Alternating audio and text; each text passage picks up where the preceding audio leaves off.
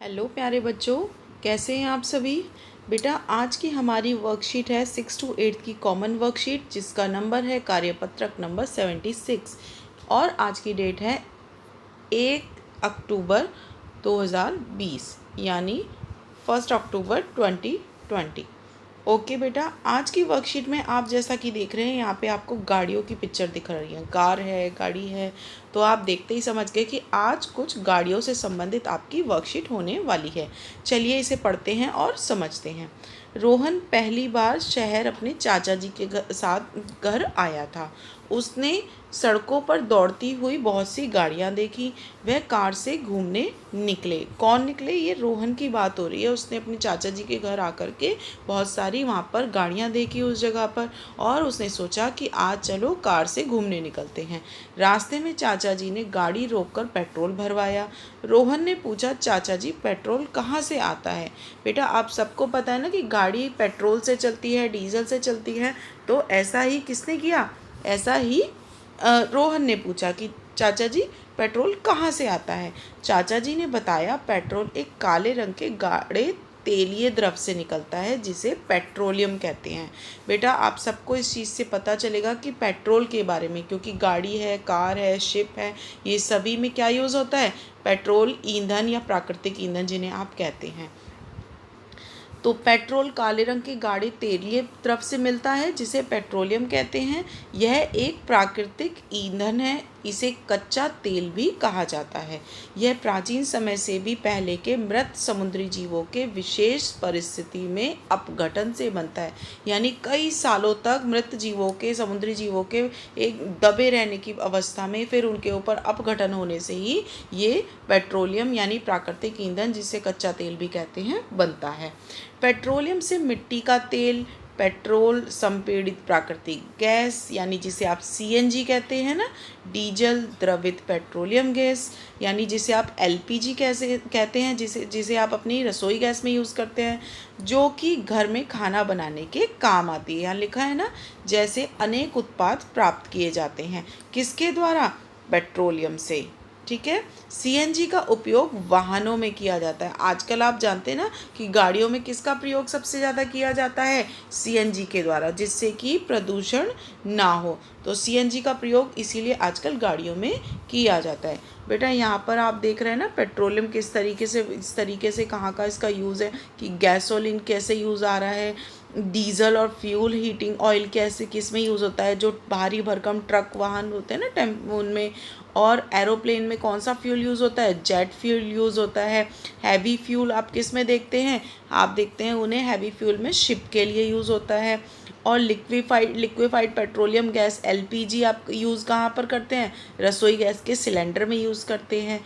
और other petroleum product यहाँ पर आपको दिए गए हैं, जैसे कि ये कैरोसिन, मिट्टी का तेल, ऑयल है। ये सारी चीज़ें इस सब से बनती हैं। किससे? पेट्रोलियम से, जो कि जिसे आप कच्चा तेल भी कहते हैं।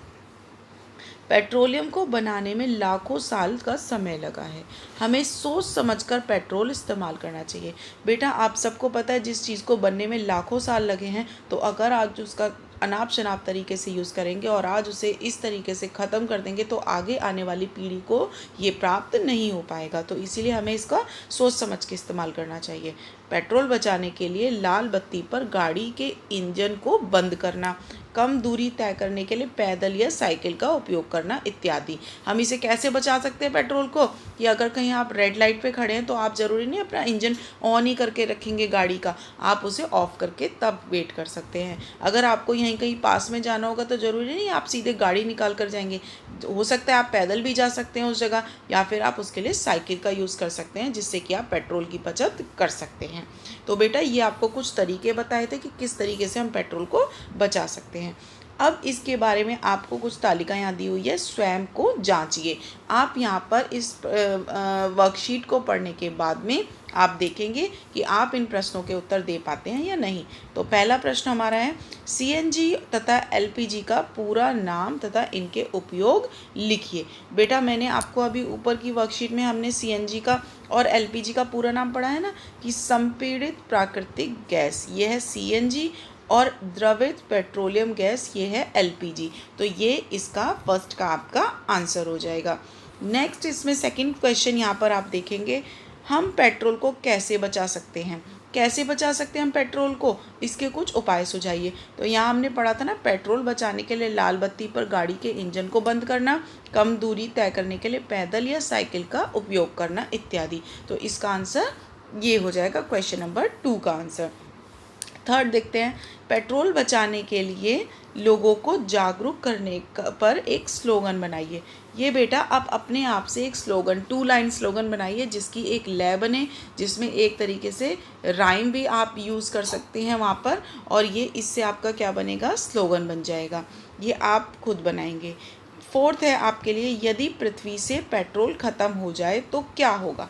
कल्पना कर अपने विचारों को लिखिए।